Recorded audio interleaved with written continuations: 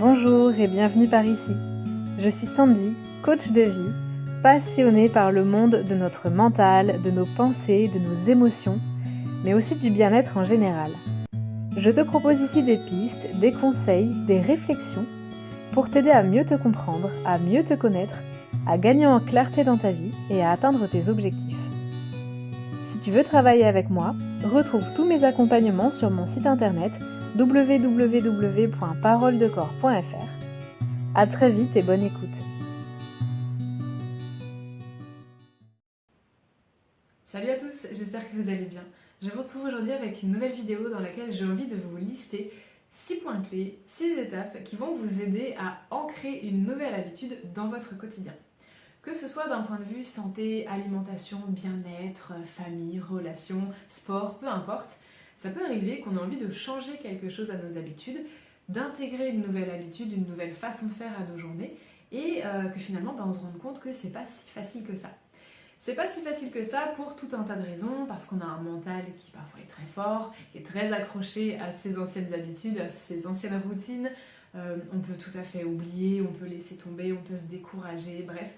Il peut se passer beaucoup de choses qui font qu'en fait, cette nouvelle habitude qu'on a envie de prendre, elle tombe un peu à l'eau et on n'y arrive pas.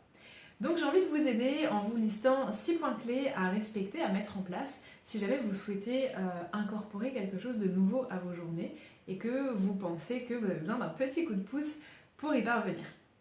La première des choses à faire, ça va être de lister les habitudes que vous avez envie d'intégrer à vos journées. Alors si jamais il n'y a qu'une seule habitude que vous avez envie d'intégrer, la liste est vite faite. Mais pour le cas où il y aurait plusieurs choses que vous aimeriez changer, modifier, je sais pas, par exemple commencer à méditer, et puis boire plus d'eau, et puis marcher 10 minutes tous les jours, et puis faire des étirements, et puis lire, et puis machin, eh bien commencez une habitude par une habitude. On y va pas à pas. Pour la simple et bonne raison que si vous décidez de tout changer en même temps, de tout essayer en même temps, de tout mettre en place en même temps, vous allez vous y perdre, ça va faire beaucoup trop pour votre mental, pour vous, et ça va être la course à la catastrophe parce que ça ne va probablement pas fonctionner. Si on essaye de révolutionner son quotidien en un coup comme ça, il y a de fortes chances que ça capote. Donc on y va étape par étape. On se choisit une habitude et on s'y accroche pendant 2 semaines ou 3 semaines et on ne fait que ça. Quand on a réussi à en faire une habitude justement, à apprivoiser le truc, à voir à quel moment de la journée c'est bon pour nous, qu'est-ce qui marche pas, etc. Quand on est plus à l'aise avec ça et qu'on voit que ça s'intègre facilement à nos journées finalement, on peut passer à la suite, se prendre une autre habitude de la liste qu'on avait faite et pareil, on l'incorpore pendant 2-3 semaines et on se focalise dessus. Donc la deuxième chose importante à faire, c'est d'y aller étape par étape.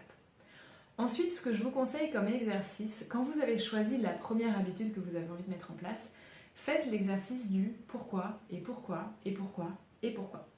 C'est-à-dire que si vous vous dites j'ai envie de faire plus de sport, pourquoi ? Parce que j'ai envie d'avoir un autre physique. Ok, j'ai envie d'avoir un autre physique, pourquoi ? Parce que en fait, j'aimerais bien perdre ce poids-là pour me sentir mieux et donner une autre image. Ok.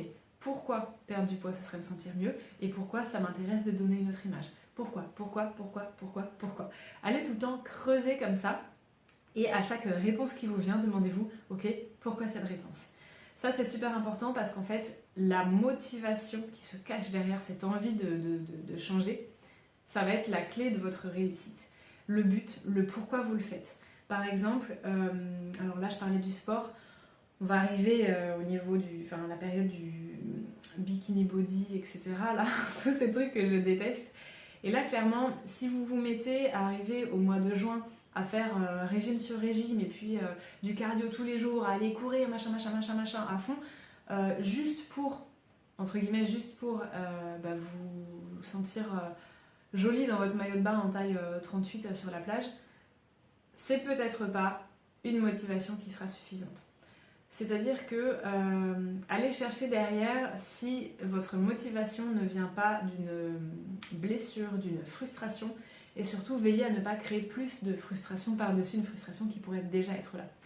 Par contre, si vous souhaitez faire du sport, je reprends toujours cet exemple pour vous sentir en meilleure santé, mieux dans votre corps, avoir plus de souffle, être plus endurant dans vos journées, plus en forme avec vos enfants, vous sentir mieux dans votre peau, dans les yeux de votre conjoint, etc., etc. Là, ça peut être tout un ensemble de très bonnes raisons. Mais voilà, il faut vraiment essayer de creuser finalement pourquoi je fais les choses. Parfois, on fait les choses aussi, si je reste toujours dans l'exemple du sport, alors que dans le fond, on n'en a pas vraiment envie. Alors que dans le fond, ça ne nous fait pas vraiment rêver.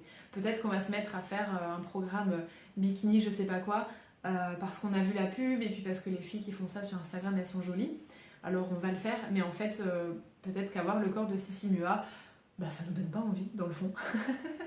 Ou peut-être que vous allez vous démener pour acheter telle voiture parce que vous pensez que ça vous donnera telle image ou tel machin, mais qu'en fait, dans le fond, cette voiture-là, vous n'en avez pas grand-chose à faire.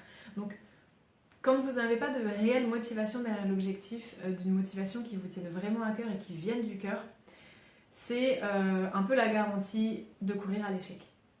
Donc, quand vous vous fixez un objectif, une nouvelle habitude, demandez-vous toujours pourquoi. Si je me mets à méditer 10 minutes par jour, pourquoi? Est-ce que c'est parce que la nana que je suis sur Instagram le fait et que du coup je me dis que faut le faire?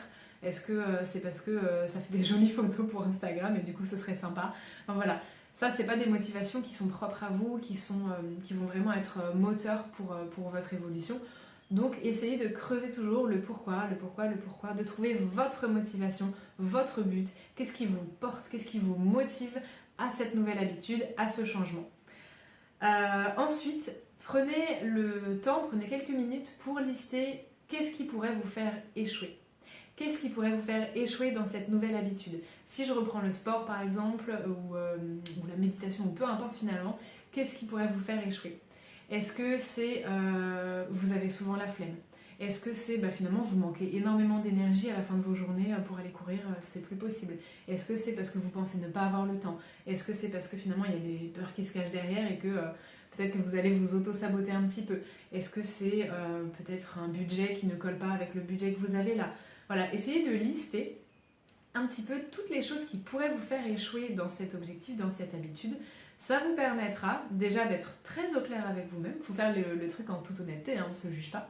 Mais ça vous permettra d'être très au clair avec vous-même et de voir venir aussi. Voilà, si vous avez listé que souvent vous avez un peu la flemme, c'est un peu dur pour vous de vous motiver et que ça pourrait faire capoter votre truc, et bien quand vous sentez la flemme arriver, du coup, si vous l'avez identifié, vous êtes capable de dire t'es mignonne petite flemme, je t'aime bien, mais moi j'ai un objectif, alors hop, je te mets de côté et j'y vais. Donc ça vous permettra de poser les choses et c'est assez intéressant de se mettre au clair avec soi-même et d'être honnête avec soi-même. Ensuite, tout simplement, aidez-vous. Aidez-vous, c'est-à-dire mettez-vous des rappels dans votre téléphone, mettez-vous des post-it, mettez-vous tout ce que vous voulez, des fonds d'écran sur votre ordi ou je sais pas. Mettez-vous des trucs qui vont vous aider à ne pas oublier.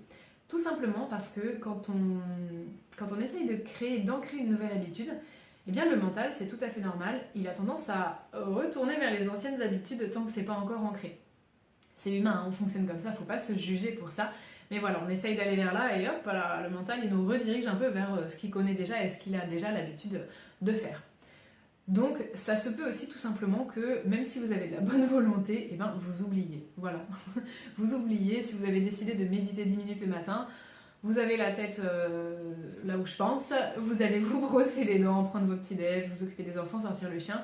Finalement, vous montez dans votre voiture pour aller travailler et ah bah merde, j'ai oublié, j'ai pas pris le temps. Donc, mettez-vous des rappels tout simplement pour vous aider au début à ancrer le truc et à rester dans la dynamique. Et ensuite, le dernier vrai conseil que je peux vous donner, c'est de noter votre progression. Notez où vous en êtes, est-ce que vous avez réussi, jour par jour s'il le faut, pendant ces 2 ou 3 semaines-là, vous faites un petit cahier et notez jour par jour, ok, aujourd'hui, check, c'est fait, j'ai pas oublié. Qu'est-ce que ça m'a apporté? Très important de noter qu'est-ce que ça vous a apporté. Là, j'ai médité 10 minutes ce matin, waouh, ça m'a fait du bien, ça m'a vidé la tête. Et peut-être que ce matin, j'avais la flemme de méditer ou peut-être que ce matin, j'avais la flemme d'aller marcher un quart d'heure parce qu'il pleuvait, parce que machin, parce que j'étais pas bien réveillée, mais je l'ai fait et au final, hop, ça m'a apporté ça. Vraiment, notez et observez ce que ça vous apporte parce que à la prochaine flemme, à la prochaine machin, vous pourrez vous rappeler, ok, ouais, mais il y a 3 jours, il pleuvait, j'ai eu la flemme, j'ai pas eu envie, mais j'étais super fière de moi et super contente ou super content en rentrant finalement. Donc ce matin, j'y vais aussi.